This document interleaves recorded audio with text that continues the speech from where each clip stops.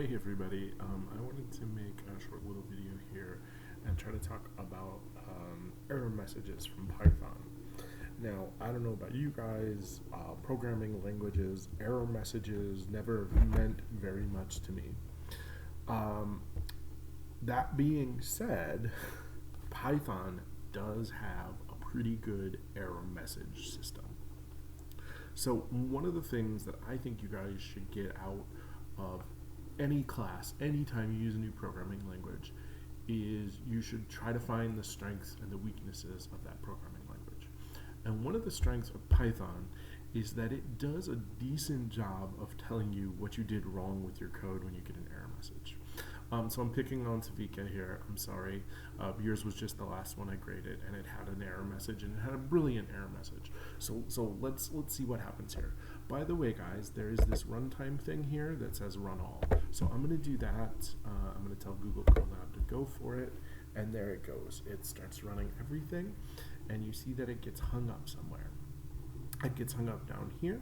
By the way, I do not like the name file for your data frame, but that's okay. So it gets hung up here on this file.query. Again, the data frame is called file. So dataframe.query class is logically equal to Cyrus Satosa. If you're like me, you're going like, well, what the heck, man? There is a class. If we scroll up here, there is a class, Iris Satosa. So this shouldn't be hanging up. Then I kind of scroll down and I go, wait. Undefined variable name. Iris is not defined. So this up here is interpreting iris as a variable. That's not what I want. I want this whole thing to be interpreted as a string. I want it to be interpreted as a string because that's what it is up here, right? Somewhere we called it, well, maybe not in this one.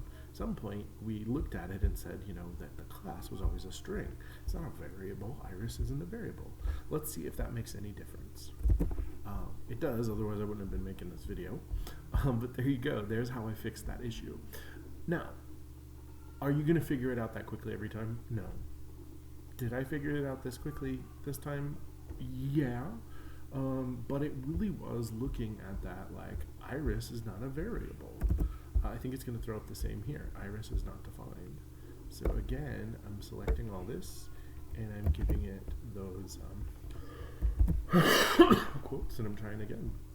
It doesn't look like there's a single Sarasota with a petal width of greater than 7. Let's give it an OR command here, just because I want to play. And there we go. There was the OR. And there are some Sarasota, but there are none with petal width greater than 7. Petal doesn't look like it gets that big. And lastly, that one. You should notice that it didn't keep printing. Once run all hit an error, it did have to stop. All right, so read your error messages in Python. Read your error messages in Python. They will try to help you.